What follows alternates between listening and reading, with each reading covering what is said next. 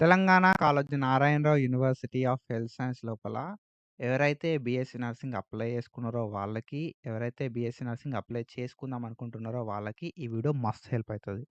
మనం ప్రీవియస్‌గా Telangana Kaloji Narayana Rao university of health sciences నుండి చాలా వీడియోస్ చేసుకున్నాం. అండ్ ఫర్దర్ కూడా ఇట్లాంటి వీడియోస్ చేసుకుంటా ఉంటాం. ఒకవేళ నువ్వు బైపీసీ కంప్లీట్ చేసుకున్నట్టయితే మన ఛానల్ నీకు మస్త్ హెల్ప్ చేస్తది. ప్రతి అప్డేట్‌ని ఇస్తా ఉంటాం మనం. కాబట్టి మన ఛానల్‌ని పక్కా సబ్స్క్రైబ్ చేసుకొని మీ ఫ్రెండ్స్ అందరికీ ఈ వీడియోని షేర్ చేయండి. అండ్ ఎవరైతే బీఎస్సీ నర్సింగ్ లోపల ర్యాంక్ ఎక్స్టెండ్ చేస్తారేమో అని చెప్పి వెయిట్ చేస్తున్నారో వాళ్ళకి ఈ వీడియో మస్త్ హెల్ప్ అవుతుంది. అండ్ నేను అప్లికేషన్ పెట్టుకున్న బ్రో, నాకు సీట్ వస్తుందో రాదో అనే డౌట్ లోపల ఉన్న బీఎస్సీ నర్సింగ్ది అని చెప్పి ఎవరైతే అనుకుంటున్నారో వాళ్ళకి ఈ వీడియో హెల్ప్ అవుతుంది. అండ్ దాంతో పాటుగా ఓకేనా, దాంతో పాటుగా ఎవరైతే లైక్ ఇన్ఫర్మేషన్ తెలుసుకోవాలి, ఒకవేళ సీట్ రాకపోతే ఎట్లాంటి ఆల్టర్నేటివ్స్ ఉంటాయని చెప్పి అనుకుంటున్నారో వాళ్ళకి కూడా ఈ వీడియో మస్త్ హెల్ప్ అవుతుంది. సో ఆల్టర్నేటివ్స్ చెప్తా, ర్యాంక్ ఎక్స్టెండ్ అవుతుందా కాదా చెప్తా, ర్యాంక్ ఎక్స్టెండ్ అయితే ఎప్పుడు అవుతుంది అనేది చెప్తా, ప్రతిదీ కూడా డీటెయిల్గా మనం అయితే మాట్లాడుకుంటాం అన్నట్టు. కాబట్టి యాజ్ యూజువల్ బెస్ట్ అంటే బెస్ట్ డెలివరీ చేస్తా. కాబట్టి సబ్స్క్రైబ్ చేసుకో, ఫ్రెండ్స్కి షేర్ చేయి, ఎక్కడ కూడా స్కిప్ చేయకుండా చూడు. మీ గ్రూప్ ఉంటుంది కదా, మీ గ్రూప్ లోపల ఈ వీడియోని షేర్ చేయి, వాళ్ళకి కూడా హెల్ప్ అవుతుంది. And when comes to BSc nursing, BSc nursing విషయానికి వస్తే మనకి ఇప్పుడున్న కరెంట్ స్టేటస్ బీఎస్సీ నర్సింగ్కి సంబంధించి ఫైనల్ మెరిట్ లిస్ట్ అయితే రిలీజ్ అయిపోయింది. ఓకేనా, ఫైనల్ మెరిట్ లిస్ట్ అయితే రిలీజ్ అయిపోయింది, మీ అందరికి కూడా తెలుసు. సో ఫైనల్ మెరిట్ లిస్ట్ ఎప్పుడు రిలీజ్ చేస్తారు అని అంటే, ఆన్లైన్ రిజిస్ట్రేషన్స్ అయిపోయిన తర్వాత ఎవరైతే అప్లికేషన్ పెట్టుకున్నారో అనే దాన్ని బేస్ చేసుకొని ప్రొవిజనల్ మెరిట్ లిస్ట్ రిలీజ్ చేస్తారు. And not eligible candidate list release చేస్తారు. అండ్ దాని తర్వాత పీడబ్ల్యూ లిస్ట్ రిలీజ్ చేస్తారు. అండ్ దాంతో పాటుగా ఫైనల్ మెరిట్ లిస్ట్ అయితే రిలీజ్ చేస్తారు అన్నట్టు. ఓకేనా, provisional merit list, not eligible candidate list, PWD లిస్ట్తో పాటు ఫైనల్ మెరిట్ లిస్ట్ అయితే రిలీజ్ అయిపోతుంది. సో మీరు రియాలిటీకి రారి. ఓకేనా, ఆన్లైన్ రిజిస్ట్రేషన్స్ అనేది అయిపోయినాయి బీఎస్సీ నర్సింగ్కి సంబంధించి. సో ఈ రియాలిటీకి రారి, మీరు ఎలిజిబుల్ కాదు. మీకు 48,000 కన్నా తక్కువ ర్యాంక్ ఉన్నప్పుడే మీరు ఎలిజిబుల్ ఆన్లైన్ అప్లికేషన్ పెట్టుకోవడానికి. So this is a reality. So రియాలిటీకి రారి, మీరు ఎలిజిబుల్ కాలేదు. ర్యాంక్ ఎక్స్టెండ్ చేస్తారా మరి అనే డౌట్ అయితే ఉంటుంది అన్నట్టు. ఓకేనా, ర్యాంక్ ఎక్స్టెన్షన్ ఎప్పుడైతుంది అని అంటే, ఎప్పుడైతే వాళ్ళు అనుకున్న నెంబర్ ఆఫ్ అప్లికేషన్ కన్నా తక్కువ అప్లికేషన్స్ వస్తాయో అప్పుడు ర్యాంక్ ఎక్స్టెన్షన్ చేస్తారు. కానీ ర్యాంక్ ఎక్స్టెన్షన్ అయితే అయ్యే ఛాన్స్ అయితే లేదన్నట్టు. ఓకేనా, సో వాళ్ళు ఒక నెంబర్ అనుకుంటారు అన్నట్టు. ఆ నెంబర్ కన్నా తక్కువ అప్లికేషన్స్ వచ్చినప్పుడు మాత్రమే ర్యాంక్ అనేది ఎక్స్టెండ్ చేస్తారు. 48,000 ఉన్న ర్యాంక్ 50,000 చేస్తారు అన్నట్టు. కానీ అట్లా లేదు కదా. ఓకేనా, సో కాబట్టి నేనేం చెప్తా అంటే, మనకి మొత్తం బీఎస్సీ నర్సింగ్ లోపల ఎన్ని నెంబర్ ఆఫ్ సీట్స్ ఉన్నాయి కదా అంటే 5,710 సీట్లు ఉన్నాయి. ఓకేనా, 5,710 సీట్స్, 5,700 అనుకోరు అప్రాక్సిమేట్గా గవర్నమెంట్ సీట్స్ ఇవి. ఓకేనా, గవర్నమెంట్ సీట్స్ తెలంగాణ లోపల 5,700 సీట్లు ఉన్నాయి. And when comes to applications, మరి 2025 లోపల ఎంతమంది అప్లికేషన్ పెట్టుకున్నారు అని అంటే 6,500 ప్లస్. ఓకేనా, 6,500 మంది కన్నా ఎక్కువనే అప్లికేషన్లు పెట్టుకున్నారు. అప్లికేషన్ పెట్టుకున్న ప్రతి ఒక్కరు కూడా వెబ్ ఆప్షన్లు పెట్టుకుంటారు. డెఫినెట్గా వెబ్ ఆప్షన్లు పెట్టుకుంటారు. వాళ్ళు వెబ్ ఆప్షన్స్ పెట్టుకోని వాళ్ళు అసలు అప్లికేషనే పెట్టుకోరు కదా. కాబట్టి మనకి ఇక్కడ సీట్లు వచ్చే ఛాన్స్ ఎంతమందికి ఉంది మరి అని అంటే, 5,710 మందికే సీట్ వచ్చే ఛాన్స్ ఉంది ఇంతమంది లోపల. 6,500 లోపల మనకి 5,710 మందికి మాత్రమే సీట్ వస్తుంది. మిగతా 700 మంది, ఓకేనా, మిగతా 700, 800 మందికి సీట్ రాదు.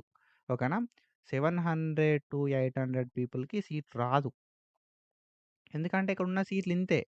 సో మరి వాళ్ళు ఏం చేయాలి బ్రో అని అంటే, మనకి తెలంగాణ లోపల 2,000 మేనేజ్మెంట్ సీట్లు ఉన్నాయి. ఓకేనా, 2,000 మేనేజ్మెంట్ సీట్స్ ఉన్నాయి.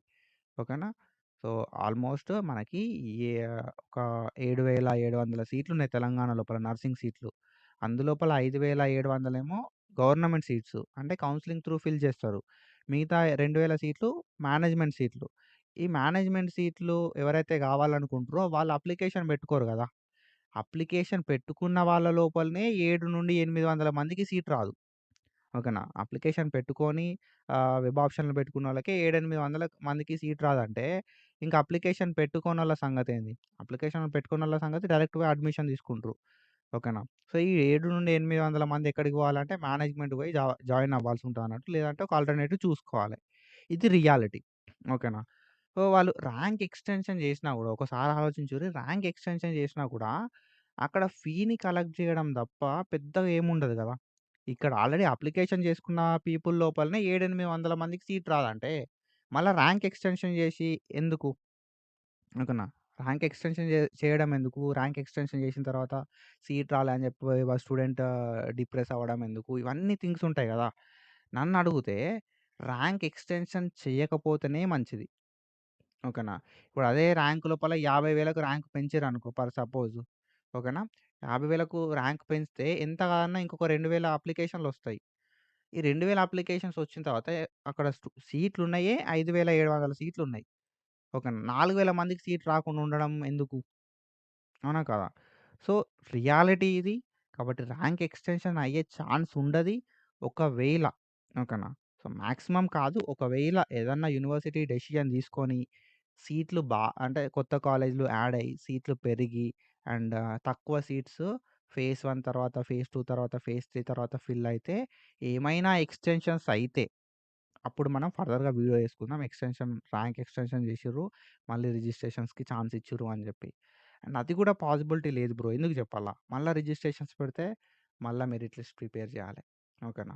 సో, దానికి టైం వేస్ట్. ఇప్పుడే అకాడమిక్ ఇయర్ లేట్ అయితాంది. అంటే లేట్ అంటే ఎవ్రీ ఇయర్ ఇంతే ఉంటది. సో, ఇవన్నీ థింగ్స్ ఇన్వాల్వ్ అయి ఉంటాయి కాబట్టి ర్యాంక్ ఎక్స్‌టెన్షన్ మీద హోప్ పెట్టుకోకుర్రి. It's my opinion. అండ్ దాని తర్వాత నేను ఇంకొక విషయం ఏం చెప్తా కదా అంటే, ఒకవేళ మీరు వేరే కోర్సెస్ చేసుకుందాం అనుకుంటే, ఏమేం కోర్సెస్ చేసుకోవచ్చు అని చెప్పి చెప్తా.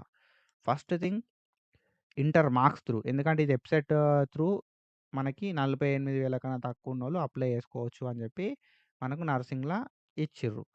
When comes to the best alternative inter marks నుండి మనకు జీఎన్ఎం జనరల్ నర్సింగ్ మిడ్‌ఫరీ అంటాం. అండ్ సెకండ్ ఆల్టర్‌నేటివ్ ఏంది కదా అంటే డిప్లొమా. ఓకేనా.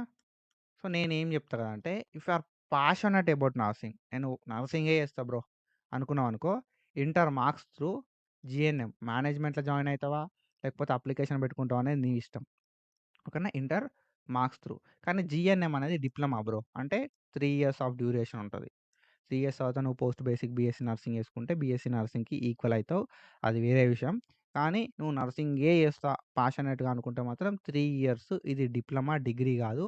ఆహ్, అంటే నువ్వు వేరే గవర్నమెంట్ జాబ్స్ ఉంటాయి గదా! State government jobs.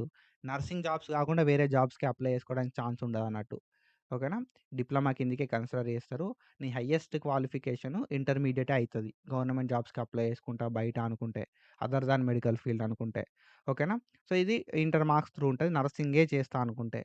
లేదు నర్సింగ్ చేయ బ్రో, వేరే కోర్సెస్ ఏమన్నా చేసుకుంటా అన్న సిట్యుయేషన్ లోపల బెస్ట్ ఆల్టర్‌నేటివ్ ఏదైతది కదా అంటే బీఎస్సీ ఏహెచ్ఎస్ అయితది.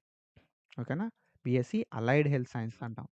బెస్ట్ ఆల్టర్‌నేటివ్ అయితది. ఎందుకంటే బీఎస్సీ అలైడ్ హెల్త్ సైన్స్ అనేది 4 సంవత్సరాల డ్యూరేషన్ ఉంటది. ఓకేనా. 4 సంవత్సరాల డ్యూరేషన్ ఉంటది. ఇందులోపల ఫిజియోథెరపీ అంటాం, అనస్థీషియా అంటాం, ఎంఎల్‌టి అంటాం. ఓకేనా. రీనల్ డయాలిసిస్ టెక్నాలజీ అంటాం. ఇట్లా ఒక 15 కోర్సులుంటాయి. ఓకేనా. సో, బెస్ట్ ఆల్టర్‌నేటివ్ అయితది నాకు తెలిసినంత వరకైతే. డిగ్రీ లోపల. ఓకేనా. మెడికల్ ఫీల్డే కావాలనుకుంటే. లేదు బ్రో నేను డిప్లొమా లోపలనే చేద్దాం అనుకుంటున్నా అనుకుంటే, ఇంకొక బెస్ట్ ఆల్టర్‌నేటివ్ ఏందంటే diploma in allied health courses, paramedical courses. Diploma in paramedical courses ఇవొక 21 కోర్సులుంటాయి బ్రో. 21 కోర్సులు గూడా inter marks based selection process ఉంటది. ఈ డిప్లొమా అనేది 2 ఇయర్స్ ఆఫ్ డ్యూరేషన్ ఉంటది.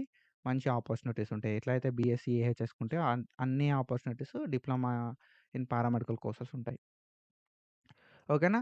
సో, ఇవి alternatives. GNM, diploma in paramedical courses, BSc in paramedical courses. మీరు డిప్లొమా చేద్దామనుకుంటే జీఎన్ఎంను, diploma in paramedical courses are best. ఓకేనా. నర్సింగ్ ఫీల్డే కావాలనుకుంటేనేమో GNM is the best alternative. లేదు నేను 2 ఇయర్స్ లోపల ఏదైనా ఒక కోర్స్ అయిపోగొట్టాలి అనుకున్నోళ్ళు diploma in paramedical courses best. నాకు డిగ్రీ కావాలి బ్రో.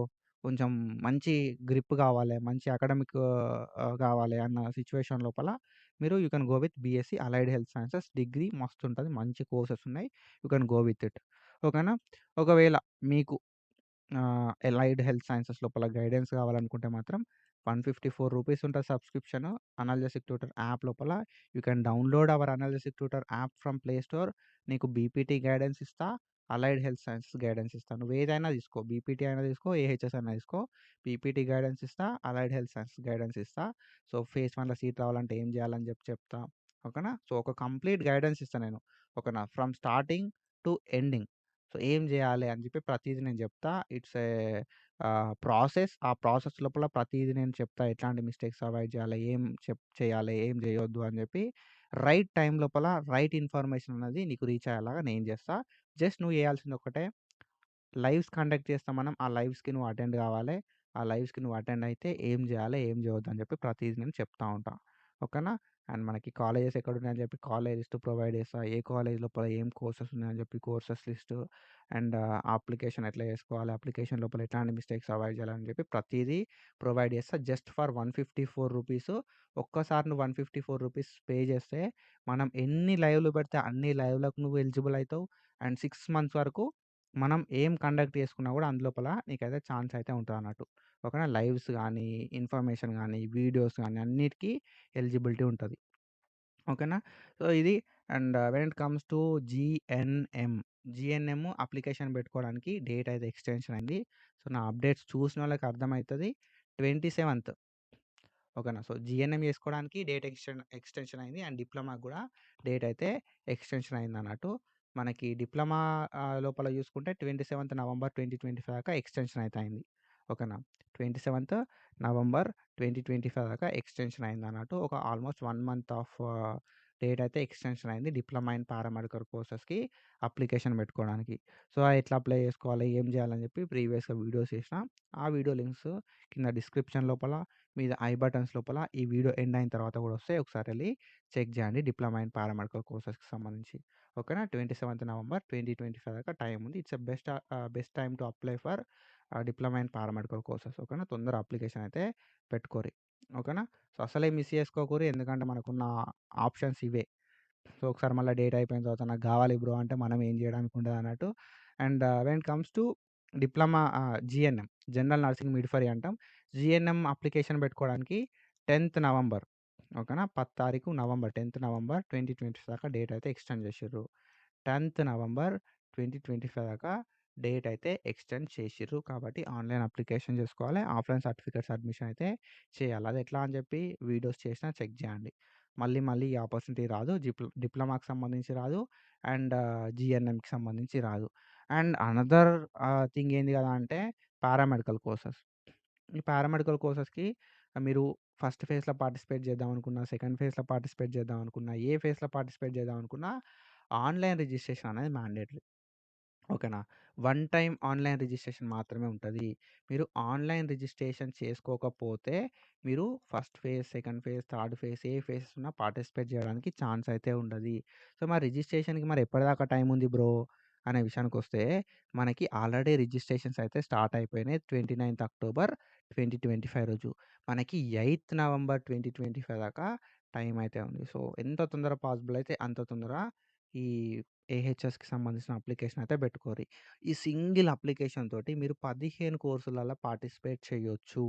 ఓకేనా. వెబ్ ఆప్షన్స్ అప్పుడు ఈ 15 కోర్సులలో వెబ్ ఆప్షన్స్ పెట్టుకోవడానికి ఛాన్స్ అయితే ఉంటదన్నట్టు. Inter marks based selection process చేస్తారు.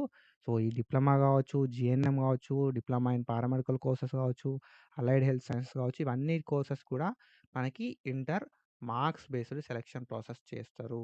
ఓకేనా. So, it's the best time. కాబట్టి ఆన్‌లైన్ అప్లికేషన్ చేసుకోరి. అండ్ ఇది మన ఇన్ఫర్మేషన్. ఓకేనా.